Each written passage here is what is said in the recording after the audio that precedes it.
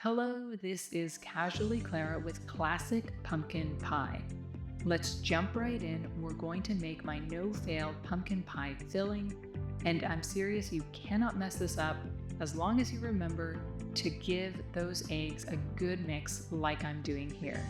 You're going to add your pumpkin puree, your evaporated milk that's unsweetened, because we're going to add our sugar and our molasses for that little touch of warmth that we're looking for. But of course, we're also going to add our cinnamon, our ginger, our nutmeg, and a dash of salt. Give that a really good mix. You want that to be very incorporated, and that is everything. Your pie crust is foolproof as long as you remember to freeze your butter and your lard. Measure your flour and your salt and wait for your fat to freeze. When it's solid, you're going to cut the fat into your flour, moving quickly with a pastry blender. It's an old-fashioned tool that works really well because the fat doesn't have to interact with our hot hands.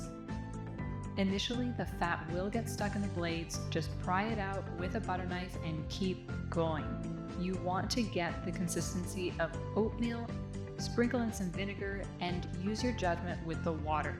I just put in a couple tablespoons, mixed it up, and since it's now holding its shape, I know I'm ready to refrigerate. So I'm going to add that to some parchment paper, and I'm not kneading it, I'm not overly working it, I'm really just squeezing it into place. And I'm going to lift it up so you can see how it is keeping its shape. And I'm going to wrap that and put it in the fridge where the gluten is going to relax and the fat is going to firm up. It's been about an hour and I'm ready to roll out my pie dough. You can see it's more hydrated and a little firm, but it will yield to my rolling pin. If it cracks, and it probably will, that's totally fine. You don't want it too hydrated. You don't want a too wet dough. So just press it back together and keep rolling, sprinkling a little flour here and there as necessary. Once you are ready to place the pie dough into the pan, you just build up that pie crust around the pan, and you can see I borrowed some pie dough from one side to make everything even.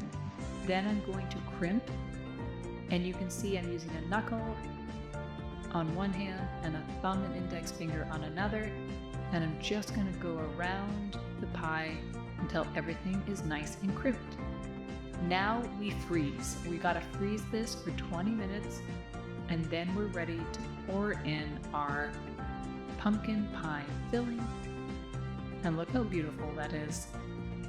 And now it is ready for the oven for 10 minutes at 425 and then lower to 350 for 30 minutes.